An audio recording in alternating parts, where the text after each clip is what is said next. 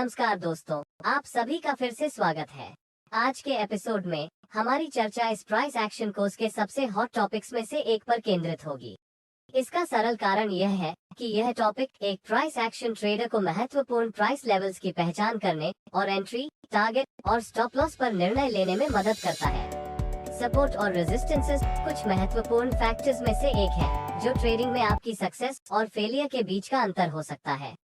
Support और resistance एक chart पर विशिष्ट प्राइस लेवल्स हैं, जो कि बाइंग या सेलिंग की अधिकतम लिक्विडिटी को आकर्षित करने की उम्मीद है।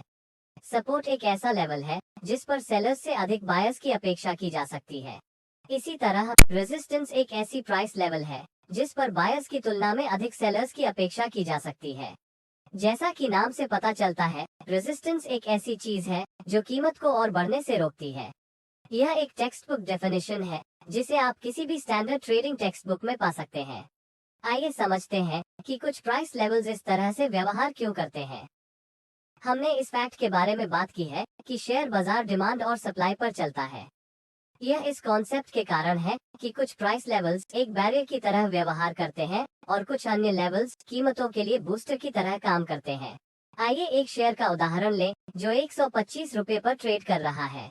मान लेते हैं कि कोई इंस्टीट्यूशन यह सोचती है कि स्टॉक आने वाली क्वार्टर्स में अच्छा प्रदर्शन करेगा, लेकिन स्टॉक का फेयर प्राइस 125 नहीं बल्कि 100 रुपए है। फेयर प्राइस प्राप्त करने के लिए वे बाजार को 100 रुपए तक नीचे ले जाते हैं, जहां वे धीरे धीरे और गुप्त रूप से अपना पोजीशन बिल्ड करते हैं। कीमत 100 रुपए के प्राइस लेवल का रिस्पेक्ट करने लगती है। यह लेवल जहां स्टॉक की डिमांड पूरी होती है और जहां से कीमतें बढ़ना शुरू हो जाती हैं, इसे सपोर्ट लेवल कहलाता है। सपोर्ट लेवल को उस प्राइस लेवल के रूप में भी देखा जा सकता है जो कीमतों को और नीचे गिरने से रोकता है। यह एक ऐसा एरिया भी है जहां बड़े बायर्स स्टॉक को खरीदेंगे। सपोर्ट लेवल पर बड़ी संख्या में बाय ऑर्डर्स दिए जाने और इन सभी ऑर्डर्स का मैच करने के लिए सेलर्स की कमी के कारण कीमतें सपोर्ट लेवल से ऊपर बढ़ने लगती हैं। एक प्राइस लेवल को सपोर्ट लेवल तब कहा जाता है जब यह करंट मार्केट प्राइस से नीचे फॉर्म होता है। इसी उदाहरण के साथ आगे बढ़ते हैं। कुछ ही महीनों के बाद कीमत 100 से 200 रुपए तक बढ़ गई। यह तब होता है जब इंस्टीट्यूशंस प्रॉफिट कमाने के लिए अपनी पोजीशंस को स्क्वायर ऑफ करने या स्टॉक बेचने के बारे में सोचते हैं। वे ऐसा इस तरह करते हैं कि बड़ी संख्या में छोटे सेल ऑर्डर्स देते हैं ताकि सप्लाई डिमांड को पूरा कर सके, या वे यह सुनिश्चित करते हैं कि जिस कीमत पर वे बेचना चाहते हैं उसी कीमत पर पर्याप्त बाय ऑर्डर्स हों ताकि प्रॉफिट्स कम ना हो। इन प्राइस लेवल्स ऐसा लगता है कि यह कीमतों को बढ़ने से रोक रहा है, तो यह लेवल एक रेजिस्टेंस लेवल है।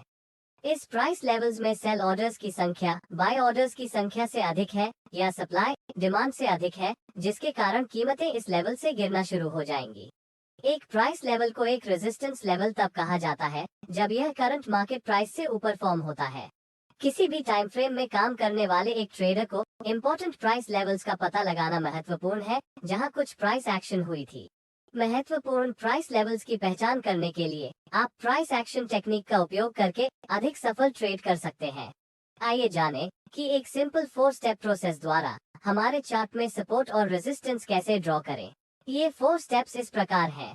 डेटा पॉइंट्स को लोड करना और चार्ट को जूम आउट करना, ऑब्वियस प्राइस एक्शन जोन्स की पहचान करना, इन प्राइस जोन्स को अलाइन करना और अंत में एक हॉरिजॉन्टल लाइन बनाना। अब हम इन स्टेप्स पर अधिक विस्तार से डिस्कस कर सकते हैं। स्टेप 1, डेटा पॉइंट्स को लोड करना और चार्ट्स को जूम आउट करना है।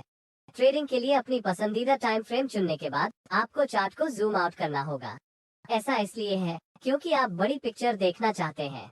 एक बार जब आप बड़ी पिक्चर देख सकते हैं तो यह आपकी आंखों के लिए और अधिक स्पष्ट है कि आपको किन महत्वपूर्ण लेवल्स पर ध्यान देना चाहिए। यदि उद्देश्य इंट्राडे ट्रेडिंग के लिए शॉर्ट टर्म सपोर्ट और रेजिस्टेंस लेवल्स की पहचान करना है तो आपको कम से कम 3 से 6 महीने के डेटा पॉइंट्स लोड करने होंगे। और यदि आप स्विंग या पोजिशनल ट्रेडिंग के लिए लॉन्ग टर्म सपोर्ट और रेजिस्टेंस की पहचान करना चाहते हैं तो कम से कम 12 से 18 महीने के डेटा पॉइंट्स लोड करें। जब आप अधिक डेटा पॉइंट्स लोड करते हैं तो चार्ट अधिक कंप्रेस्ड दिखाई देता है। दूसरा स्टेप, कम से कम 3 प्राइस एक्शन जोन्स की पहचान करना है। एक प्राइस एक्शन जोन को चार्ट्स पर स्टिकी पॉइंट्स के रूप में दर्शाया जा सकता है। ऐसा इसलिए है क्योंकि यह लेवल्स आंखों में चिपक जाता है या आपकी आंखों को आसानी से दिखाई देता है। तो अगर लेवल स्टैंड आउट करता है तो स्तर मायने रखता है या यह इम्पोर्टेंट लेवल है, लेकिन अगर आप अपनी आंखों पर संदेह कर रहे हैं और पूछ रहे हैं कि क्या यह एक स्तर है या नहीं, फिर इसे नजरअंदाज करना ही बेहतर है, क्योंकि यह एक महत्वपूर्ण लेवल नहीं है। आप एक इम्पोर्टेंट लेवल की पहचान कर सकते हैं जब कीमत फॉलोइंग सिचुएशंस में से कम एक बिहेवियर प्रदर्शित करती है। यानी नंबर 1, अगर कीमत एक शॉर्ट अप मूव के बाद आगे बढ़ने से हिचकिचाती है, और नंबर 2, अगर कीमत एक शॉर्ट डाउन मूव के बाद और नीचे जाने से हिचकिचाती है। और अंत में नंबर 3 तब होता है जब एक विशेष प्राइस पॉइंट्स पर शार्प रिवर्सल्स होता है। प्राइस एक्शन जोन्स की पहचान करने के ये कुछ तरीके हैं। अब तीसरा स्टेप पर चलते हैं। यह प्राइस एक्शन जोन्स को अलाइन करना है। जब आप 12 महीने के चार्ट को देखते हैं, तो जिस मेथड पर हमने अभी चर्चा की है, उसके द्वारा कई प्राइस एक्शन जोन्स की पहचान करना आम बात है। लेकिन हमें इन सभी प्राइस लेवल्स को ट्रैक करने की आवश्यकता नहीं है। मुख्य विचार यह है कि सेम प्राइस लेवल्स पर कम से कम 3 प्राइस एक्शन पॉइंट्स की पहचान करना है। लेकिन इन प्राइस एक्शन एरियाज की पहचान करते समय ध्यान देने योग्य एक महत्वपूर्ण बात यह सुनिश्चित करना है कि ये प्राइस पॉइंट्स टाइम के आधार पर अच्छी दूरी पर होनी चाहिए। मतलब स्पॉट किए गए दो प्राइस पॉइंट्स के बीच एक अच्छा टाइम डिफरेंस होना चाहिए। दो प्राइस एक्शन पॉइंट्स के बीच जितनी अधिक दूरी होगी, सपोर्ट और रेजिस्टेंस उतना ही अधिक शक्तिशाली होगा, या हम कह सकते हैं कि लेवल एक मेजर प्राइस लेवल है। अब प्राइस एक्शन जोन्स को पहचानने और अलाइन करने के बाद हम स्टेप 4 पर आगे बढ़ते हैं, जो एक हॉरिजॉन्टल लाइन प्लॉट करना है। हमारे द्वारा पहचाने गए प्राइस एक्शन जोन्स को एक हॉरिजॉन्टल लाइन से कनेक्ट करें।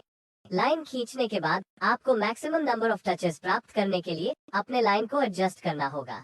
जितना अधिक पॉइंट्स लाइन को टच करें उतना अच्छा है, क्योंकि जितने अधिक टचेस होंगे प्राइस लेवल उतना ही मजबूत होगा, जो मेजर सपोर्ट या रेजिस्टेंस के रूप में कार्य करेगा।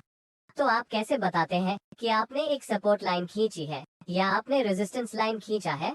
जैसा कि हमने चर्चा की है कि यदि करंट मार्केट प्राइस उस लाइन से ऊपर रहता है जिसे हमने खींचा है, तो यह एक सपोर्ट लेवल के रूप में कार्य करेगा। इसी तरह यदि करंट मार्केट प्राइस उस लाइन से नीचे रहता है जिसे हमने खींचा है, तो यह एक रेजिस्टेंस लेवल के रूप में कार्य करेगा। सपोर्ट और रेजिस्टेंस लेवल्स की योजना बनाते समय अधिकांश ट्रेडर्स एक सामान्य गलती करते हैं। यह अप्रोक्सीमेशन रिस्क है। आमतौर पर सपोर्ट और रेजिस्टेंस की पहचान करते समय आप अप्रोक्सीमेशन रिस्क का शिकार हो जाते हैं। समझने वाली बात यह है कि बाजार केवल एक प्राइस लेवल का रिस्पेक्ट नहीं करेगा, बल्कि संबंधित प्राइस लेवल्स के एक ग्रुप या कीमतों के एक जोन का रिस्पेक्ट करेगा।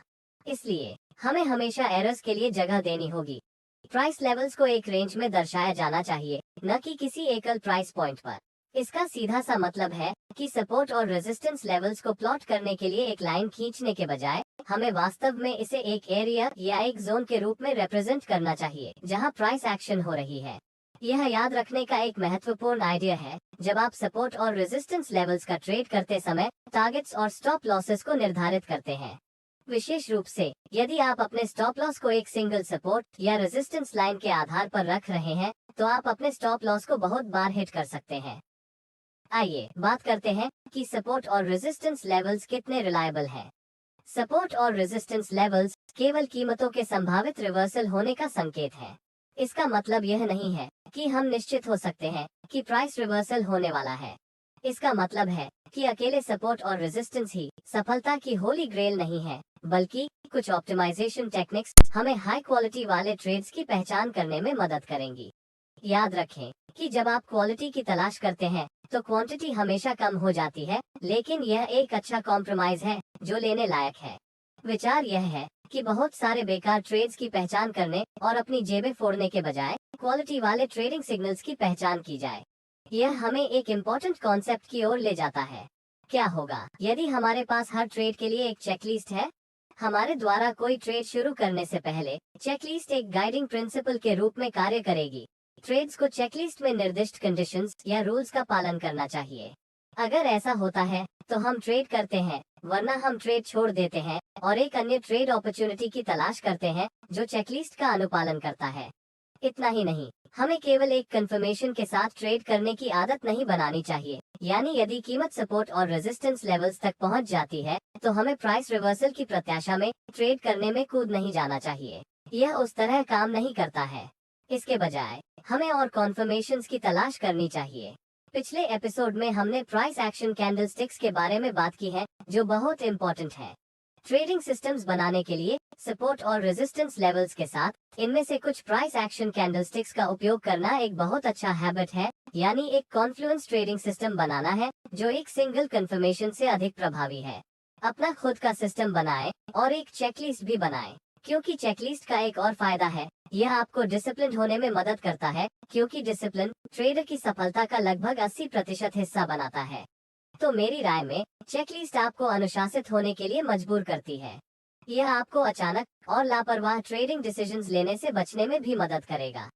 हम अपकमिंग एपिसोड्स में सपोर्ट और रेजिस्टेंस लेवल्स पर अपनी चर्चा जारी रखेंगे, क्योंकि यह एक एक्सटेंसिव टॉपिक है जिसके लिए गहरी समझ की आवश्यकता है। दोस्तों, आज के लिए बस इतना ही। अगर आपने आज कुछ नया सीखा है तो कृपया इस वीडियो को लाइक करें और अपकमिंग कोर्सेज के लिए चैनल को सब्सक्राइब करें।